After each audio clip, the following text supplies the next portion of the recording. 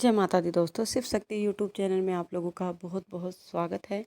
मैं आशा करती हूँ आप लोग अच्छे होंगे, खुशहाल होंगे और सभी के घर में माता रानी की मेहर होगी। तो दोस्तों, आज हम बात करने वाले हैं कि बजरंग बाण कब करना चाहिए, किसको करना चाहिए और इसको करते समय पढ़ने का तरीका क्या है और किस समय से पढ़ना चाहिए। ठीक है। और बजरंग बाण जब हम पढ़ते हैं तो उसका किस प्रकार हमें इस्तेमाल करना चाहिए। सबसे पहली बात, जैसा कि हम लोग सभी जानते हैं, जो बजरंग बाण है वो बहुत शक्तिशाली स्त्रोत है भगवान बालाजी महाराज का, हनुमान जी का। वैसे तो बालाजी महाराज के बहुत सारे स्त्रोत है, जैसे हनुमान चालीसा हो गई, बजरंग बाण हो गया, हनुमान हनुमान पच्चीसा, हनुमान बीसा, कई स्त्रोत हैं, मगर सबसे स्ट्रोंगली जो स्त्रोत माना जाता है उसे बजरंग बाण माना जाता है। ठीक है। मगर बजरंग बाण का आप कभी भी ऐसा नहीं, आपकी छोटी सी प्रॉब्लम हुई और आपने बजरंग बाण का पाठ स्टार्ट कर दिया, क्योंकि बजरंग बाण का पाठ कभी भी नहीं किया जाता है। क्योंकि जब भी हम बजरंग बाण का पाठ करते हैं तो इसमें हम बार बार बालाजी महाराज को, हनुमान जी को शपथ देते हैं, उठ उठ चल तो है राम दुहाई। ठीक है। हम बार बार बालाजी महाराज को क्या देते हैं, दुहाई देते हैं, उन्हें कसम देते हैं भगवान श्री राम की कि उठो और हमारे संकट काटो। तो इसलिए जो ये बजरंग बाण है, इसको पढ़ते समय हमें विशेष बातों का ध्यान रखना चाहिए। हमें इसे कब नहीं पढ़ना चाहिए, कोई हमें डिप्रेशन है तो हमें नहीं पढ़ना चाहिए, हम हनुमान चालीसा पढ़ सकते हैं। किसी का काम नहीं हो रहा तो हम हनुमान चालीसा पढ़ सकते हैं। रात को हम सोते समय डर रहे हैं, ऐसे छोटे मोटे डर जाते हैं कभी, तो हमें बजरंग बाण का पाठ नहीं करना चाहिए, हम हनुमान चालीसा का पाठ कर सकते हैं। और महिलाओं को मासिक धर्म में बजरंग बाण का पाठ या कोई सा भी हनुमान का पाठ नहीं करना चाहिए। पहली बात।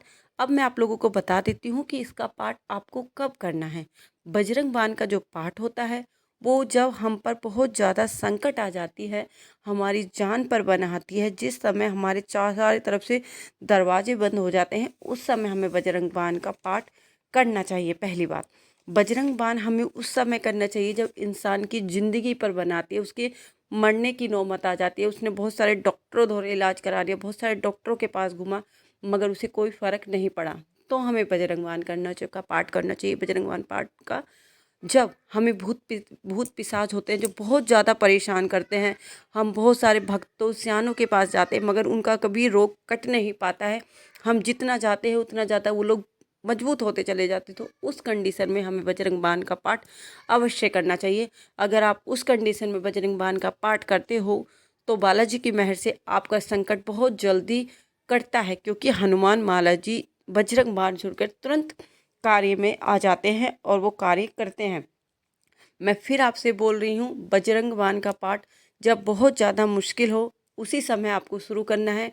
पहले आपको बजरंग बाण नहीं करना है, बजरंग बाण जी का पाठ की थोड़ी सी दिक्कत आई और आपने बजरंग बाण का पाठ शुरू कर दिया। अगर आपकी प्यार मोहब्बत की भी कहानी है तो उस समय भी आपको बजरंग बाण का पाठ नहीं करना है। आप हनुमान चालीसा का पाठ कर कर बालाजी महाराज को अर्जी लगा सकते हो, उनसे प्रार्थना कर सकते हो, मगर बजरंग बाण का पाठ उस समय भी आप नहीं कर सकते हो। अब बात आती है कि हम किस तरीके से हनुमान चालीसा का पाठ, बाण का पाठ करें, कब पाठ शुरू करें। तो बजरंग बाण का पाठ हमें मंगलवार या शनिवार से शुरू करना चाहिए। हम इसके लिए सबसे पहले हमें क्या करना है, हमें बालाजी की सबसे आसान विधि मैं आप लोगों को बता रही हूँ।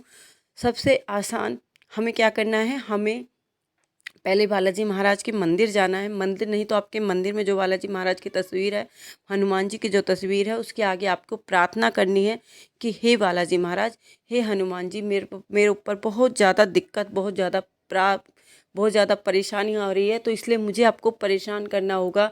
मैं बार बार आपको राम जी की शपथ दूंगा, आप मेरी गलती क्षमा करना और मुझ पर उसका फल देना। इस तरह प्रार्थना बोलकर आपको घर पर आकर उसकी शुरुआत करना है। बजरंग बाण का पाठ आपको 11 दिन, 21 दिन, 41 दिन, जितने दिन आप कर सके उस समय आपको करना है।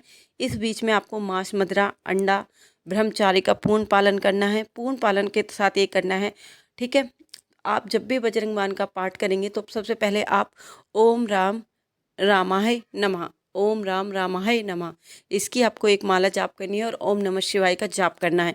क्योंकि जब बजरंग बाण का पाठ हम करते हैं तो जो हनुमान जी होते हैं वो क्रोधित हो जाते हैं, गुस्से में हो जाते हैं, क्योंकि उन्हें हम भगवान राम जी की सौगंध दे रहे हैं। अगर वो सुनते हैं कि आप भगवान राम और ओम नमः शिवाय का जाप कर रहे हो तो वो शांत भी हो जाते हैं। तो ठीक है, आपको ये करना है।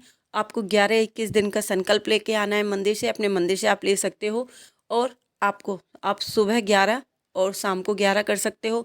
आप 11 करना चाहो तो 11, 21 करना चाहो तो 21, वो आपके ऊपर है कि आप कितना करना चाहते हो। अगर आप हाँ बजरंग बाण का पाठ करते समय अखंड जोत जलाते हो तो वो बहुत ज़्यादा अच्छी बात होती है। आपको अखंड जोत तिल के तेल की जला सकते हो, आप घी की जला सकते हो, चमेली के तेल की जला सकते हो। आप जिसकी चाहे आप उसकी जोत जलाकर हनुमान बजरंग बाण का पाठ आप शुरू कर सकते हो। अब इसको किस तरह हम यूज़ करेंगे, किस तरीके से हम यूज़ करेंगे। और एक और बात, जब बजरंग बाण का पाठ आप करते हो अपने घर में किसी भूत प्रेत या किसी बड़ी परेशानी के लिए आप करते हो, अगर आपने भूत प्रेत के लिए ये किया तो आपके घर में जो भूत प्रेत की जो बाधा होती है उस व्यक्ति को कष्ट थोड़ा सा ज़्यादा होता है। क्योंकि जब उसमें हनुमान जी बालाजी महाराज जब उन भूत प्रेतों की पिटाई करते हैं तो वो भागते हैं। तो जिस व्यक्ति के ऊपर वो होते हैं, जिसके व्यक्ति के ऊपर वो संकट होता है, उस व्यक्ति को कष्ट ज़्यादा होता है। आप 4 दिन 5 दिन आप जैसे जैसे करते जाओगे वो कष्ट धीरे धीरे जो उसका आराम मिलना होता है वो धीरे धीरे तुरंत शुरू हो जाता है। इससे आप क्या होता है, इसे जल विधि भी कर सकते हो, धूनी विधि भी कर सकते हो और संकट काट विधि भी कर सकते हो। आप आपको बजरंग बाण का प्रयोग कैसे करना है। बजरंग बाण का पाठ करते समय आपको 2 लोटों में पानी रखना है। एक लोटे को आपको दाई तरफ रखना है और एक को बाई तरफ। जो दाई तरफ वाला लोटा है उसके पानी को आपको पेड़ों में डाल दो या तुलसी के पेड़ में डाल दो। और जो दाहिनी तरफ का लोटा होता है उसका जो पानी होता है जो अभिमंत्रित होता है बजरंग बाण का, उसको जो रोगी व्यक्ति है या आपने अपने संकट के लिए किया है तो उस व्यक्ति को पानी ग्रहण कराना होता है।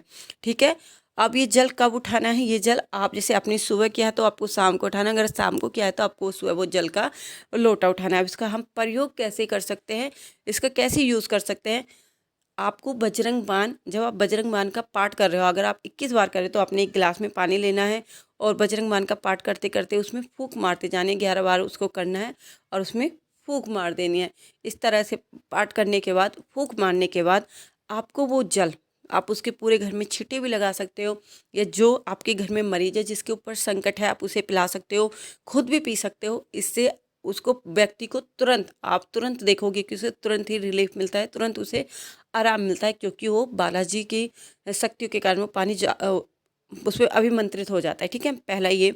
दूसरा तरीका, जब हम बजरंग बाण करते हैं तो हम धूनी लगा सकते हैं, धूनी लगा के उसको अभिमंत्रित कर सकते हैं। बजरंग बाण बोलते हैं, उसे फूंक मार देते हैं तो वो अभिमंत्रित हो जाती है और उस धूनी को हम पूरे घर में लगा देते हैं। अगर आपके घर में पितृदोष ज़्यादा है, पितृदोष, तो उससे अगर आप डेली 11 दिन तक या 21 दिन तक अगर वो धूनी भी आप कंटिन्यू लगाते हो, जो पितृदोष, मैं बिल्कुल ये नहीं कह सकती पितृ आपके घर से निकल जाएंगे, नहीं, पितृ आपके घर से नहीं निकलेंगे, वो पितृ शांत हो जाएंगे और अपनी जगह पर बैठ जाएंगे अगर आप ये कंटिन्यू करते हैं। संकट कैसे काट सकते हो, आप बजरंग बाण करते वक्त उस व्यक्ति के ऊपर से 7, 11 या 21 बार उतार के उसको धागे को जला सकते हो, तो इससे उसके संकट कट जाते हैं। किसी को बहुत बुरी नज़र है उसके ऊपर से ऐसे नज़र काटने से उस व्यक्ति को बहुत जल्द आराम मिलता है। तो दोस्तों, बजरंग बाण पाठ करने का तरीका क्या है, कब इसको यूज़ करना है, किस तरह से इसका प्रयोग करना है, मैंने कोशिश की है कि आपको सारा बता सकूं। और जो भी बजरंग बाण का पाठ करता है उसे 101% रिजल्ट मिलता है। 101%।